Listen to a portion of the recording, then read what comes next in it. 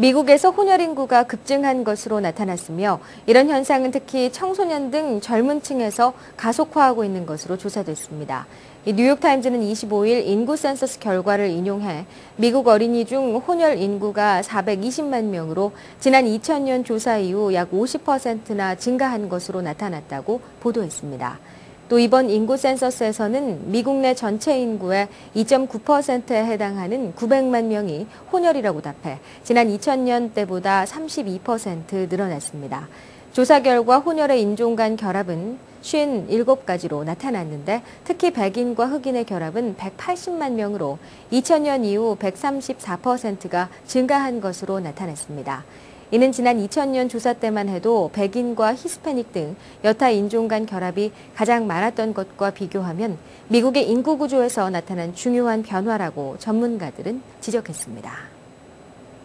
최근 발생한 한인 관광버스 사고의 여파로 한인 관광업계 투어 상품의 가격이 인상될 전망입니다.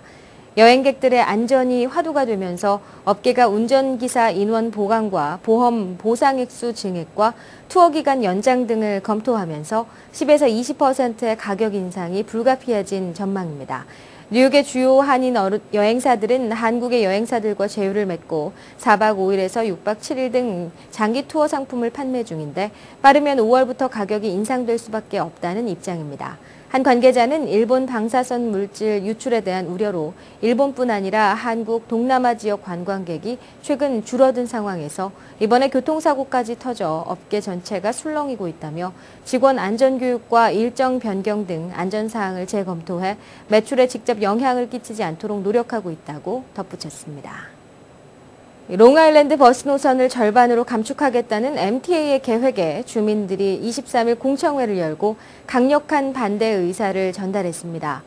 이날 호프 스트라 대학에 7시간 동안 진행된 공청회에는 대학생과 저임금 노동자, 고령자, 장애인 등 300여 명의 버스 이용객들이 참석해 버스 노선 유지 필요성을 역설했습니다.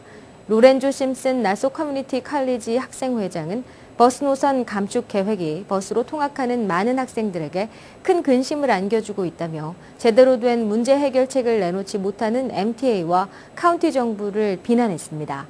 에드워드 맹가노 나소 카운티장은 이날 불참한 대신 성명서를 통해 버스 노선을 감축할 수밖에 없는 이유는 MTA 때문이라며 버스 운전사를 거리로 내몰고 있는 것은 카운티 정부가 아닌 MTA라는 점을 강조했습니다.